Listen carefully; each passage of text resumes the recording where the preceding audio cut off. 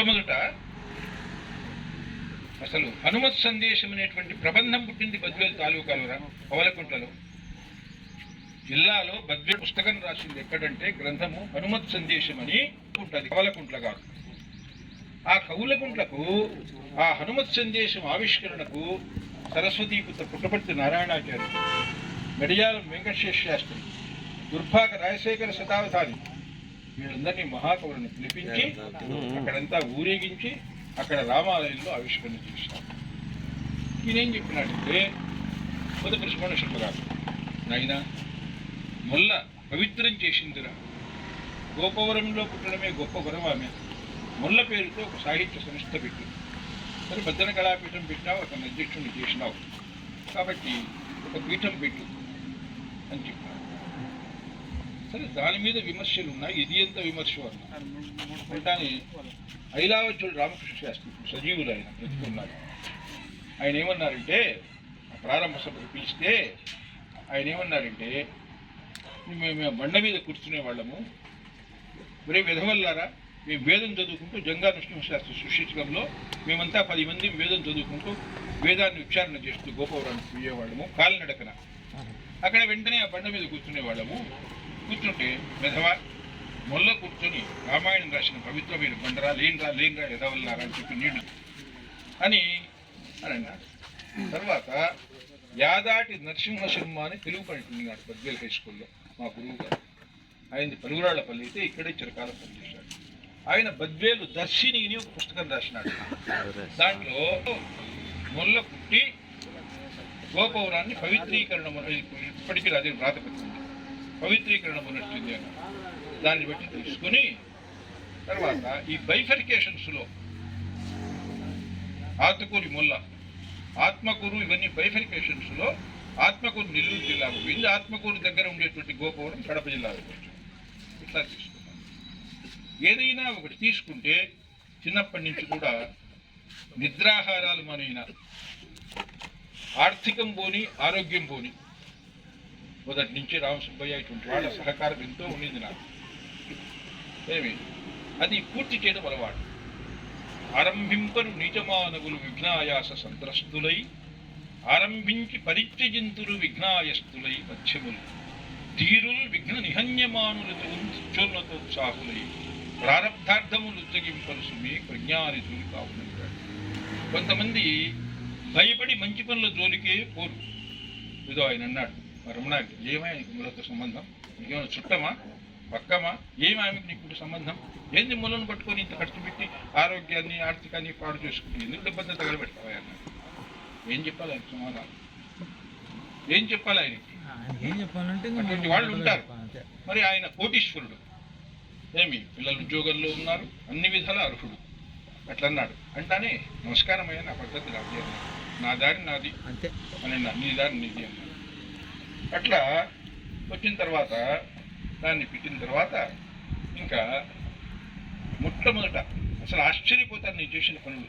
ఏం సార్, గోపవరానికి తీసుకెళ్ళి డాక్టర్ శ్రీ నారాయణ రెడ్డి, హిమాలయ శిఖరాలండి వాళ్ళు, వానాశాస్త్రి, ఆచార్య జీవి సుబ్రహ్మణ్యం, జంఝాల మహతీ శంకర్, తర్వాత ప్రసాదరాయ కులపతి వాళ్ళని తీసుకుపోయి వీళ్ళందరినీ కూడా సమావేశపరిచి, నాయన మీ ఊరి చరిత్ర మీకు తెలియదు, ఆమె పార్థుడితో పవిత్రమైంది ప్రాంతం. తర్వాత పోతే ఒక ఆడబిడ్డ పుట్టిందిరా, రామాయణం రాసింది, అంత గొప్ప చరిత్ర ఉంది ఈ గోపవరానికి అన్నారు. అంటానే వాళ్ళు కలిసి రాలేదు. శ్రీనివాసులు రాను గోపవరానికి పోతే కూర్చోమన్న వాళ్ళు లేరు, కుర్చీ ఇచ్చిన వాళ్ళు లేరు, మంచినీళ్ళు ఇచ్చిన వాళ్ళు లేరు. ఈ మహనీయుడు నాడే నా పేరు శ్రీనివాసులు, ఏమి గుమ్మళ్ళ శ్రీనివాసులు మిలిటరీ నుంచి అప్పుడే వచ్చిన్నాడు. ఎప్పుడు 2004, 2005లో చాలా క్రమశిక్షణ కలిగిన వ్యక్తి. ఆమె నేను ఉంటాను సంతోడన్నాడు. నాయన నాకు ఏం చేయమన్నారు, నా తోడుగా ఉండు అని అన్నారు. నిర్విరామ పోరాటం చేశాను, నా కోసం ఎన్నో బాధలు అనుభవించినాడు, నష్టపోయినాడు. ఏమి పోయేసి తర్వాత మొట్టమొదటి ఏం చేసేదారంటే అందరినీ పిలిచి ఒక సదస్సు పెట్టారు.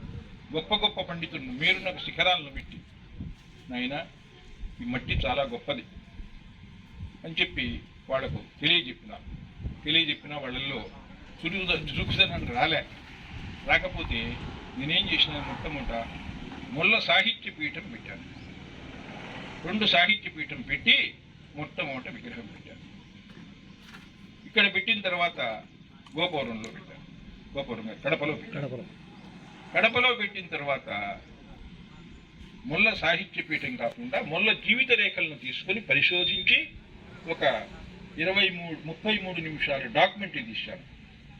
అందులో శ్రీకృష్ణదేవరాయల పాత్ర నేను పోషించాను. తర్వాత మహిళలకు ఎట్లా పనిచేసింది, మొల్ల మహిళలకు ఏం సందేశం ఇచ్చింది, ఆ రోజుల్లోనే గృహహింస, శ్రమదోపిడి, మహిళలకు పెద్దపీట వేసింది, సీతా ఔన్నత్యాన్ని కొనియాడింది. తర్వాత దాన్ని తీసుకుని మహిళా స్ఫూర్తి మొల్ల అని పుస్తకం రాశాను. పుస్తకం రాసిన తర్వాత రాజశేఖర్ తిరిగి నాకు రాజశేఖర్ రెడ్డి ఎట్లా నాకు ముఖ్యమైతే బద్వేల్ తాలూకా ఆయన కంచుకోట, ఎమ్మెల్యే ఓటు వీరారెడ్డికి వేసేది, ఎంపీ ఓటు రాజశేఖర్కి వేసేది. ఇది కరెక్ట్.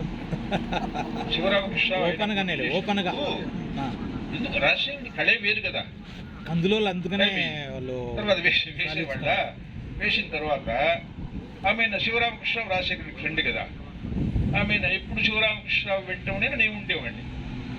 ఆమె నన్ను కవిగా గుర్తించినాడు. తర్వాత రాజశేఖర్ పోతే తర్వాత ఆయన ఏమన్నాడంటే, సచివాలయం గేటు దగ్గర ఉండు, నేను మిమ్మల్ని పిలిపిస్తాను. మీరెక్కడ దొరుకుతారు మహానుభావ, పద్మవ్యూహంలో అభిమన్యుల్లాగా ఉంటారే మీరుంటే.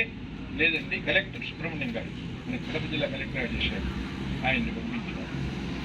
పంపించి మా హనుమంతరావు ఉంటాడు తెచ్చుకోమన్నారు. దాదాపు 60 మంది నేను ఆయన చుట్టూ, మీరంతా బయటికి పోటీ కవిగారితో మాట్లాడాలండి. ఏం చేయమన్నావు? ఏం లేదు, గోపురంలో మొల్ల పుట్టింది, రామాయణం రాసింది, వెనుకబడిన ప్రాంతం, ఏం చేసినా మొల్లకు చేయాలి, ఆ ప్రాంతాన్ని అభివృద్ధి చేయాలన్నా. అంటానే నువ్వేం చేసినావు అన్నాడు. విగ్రహాలు పెట్టినాను, డాక్యుమెంటరీ తీశాను, కడపలో పెట్టినాను. కడపలో వాళ్ళ బావమర్ది మేయర్గా ఉండినాడు. నీకు అవుతుందా, మీ బావ తిరిగి పోదాం అన్నాడు. అప్పుడు కృష్ణబాబు కలెక్టర్. చాలామంది అప్లై చేసినారండి విగ్రహాలు పెట్టడానికి. మేము విగ్రహం సీనియారిటీ ప్రకారం చూస్తాము, లేదా రాజీవ్ మార్గంలో పెట్టమన్నారు. రాజీవ్ మార్గంలో ఎవరు చూస్తారు సార్? కాబట్టి మీకు మహాకవయిత్రి ఒక వెనుకబడిన కులంలో పుట్టింది అని అంటూనే ఆయన కూడా వెనుకంజ వేసినాడు మేయర్ రవీంద్రనాథ్ గారు. మీరు పెట్టగలరా మేయర్గా?